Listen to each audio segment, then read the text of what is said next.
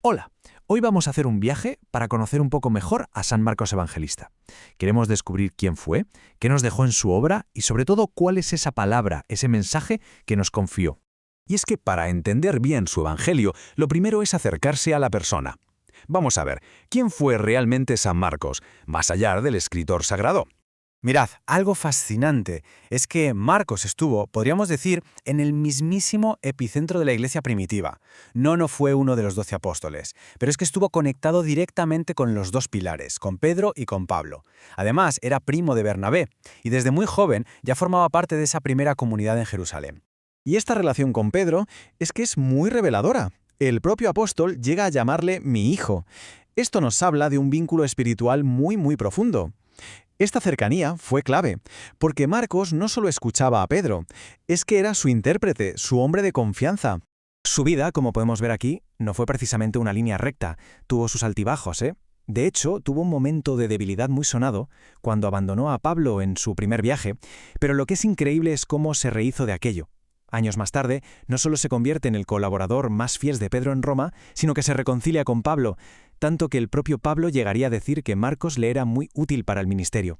Es una historia de superación, de segundas oportunidades. Bueno, y ahora pasemos a lo que es el corazón de su legado, a esa obra inmortal que es el evangelio que lleva su nombre. A ver, el punto clave aquí es de dónde viene. La gran mayoría de los expertos están de acuerdo en que el de Marcos fue el primer evangelio que se puso por escrito. Y ojo, no es su propia versión de la historia, es el eco directo, la transcripción de lo que él mismo le escuchó predicar a Pedro en Roma. Por eso se dice que, en esencia, es el Evangelio según San Pedro.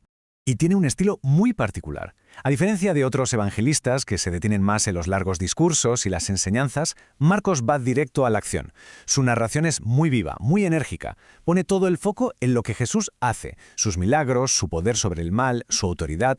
Nos presenta un retrato de Cristo en puro movimiento, el Mesías que actúa con una soberanía total. Claro, y su símbolo es el león alado. ¿Y por qué un león? Pues porque su evangelio arranca con la voz de Juan el Bautista, esa voz que clama en el desierto, una voz que ruge, como un león. Este símbolo representa dos cosas. Por un lado, la realeza de Cristo, el león de la tribu de Judá, y por otro, la valentía que hace falta para proclamar su mensaje. Llegados a este punto, vamos a sumergirnos en el mensaje final que Marcos pone en labios de Jesús resucitado. Es el núcleo de todo. Vamos a prestar mucha atención, porque estas palabras, que son las que cierran su evangelio, resumen la misión que se nos ha encomendado a todos los que creemos. Aquí está, el mandato.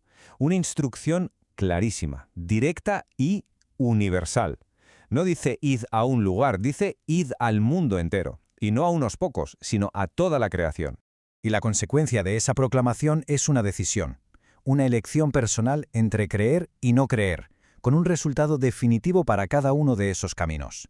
Pero el Evangelio no se queda ahí, ¿eh? Va más allá y describe las señales que acompañarán a la fe, que no son actos de magia, ni mucho menos, sino la manifestación de que el poder de Dios actúa a través de aquellos que confían en Él. Y este es el broche de oro. La respuesta de los discípulos fue inmediata, se fueron. Y lo más importante, no estaban solos. Dice, el Señor cooperaba con ellos. La palabra que predicaban era confirmada por la propia acción de Dios. Todo esto, claro, nos lleva de cabeza una reflexión. ¿Qué significa ese mandato para nosotros, a día de hoy? Esta idea es fundamental para entender nuestra misión.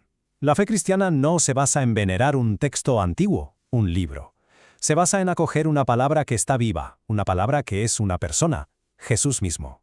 Y esa palabra viva no ha llegado hasta nosotros como por arte de magia. Se ha ido transmitiendo a través de la vida de muchísimas personas que, antes que nosotros, la escucharon, la hicieron suya y la mostraron con su ejemplo. La fe se contagia sobre todo por el testimonio. Entonces, el camino parece bastante claro, y en el fondo, es sencillo. Lo primero es escuchar esa palabra, como hizo Marcos escuchando a Pedro. Lo segundo, dejar que esa palabra transforme nuestra propia vida, que se haga carne en lo que hacemos. Y lo tercero, transmitirla, no tanto con grandes discursos, sino con la coherencia de nuestra vida. Y así terminamos, dejando una pregunta en el aire para la reflexión personal. Después de escuchar este mandato que San Marcos recogió con tanto cuidado, ¿de qué manera resuena esa palabra y esa misión en la vida de cada cual?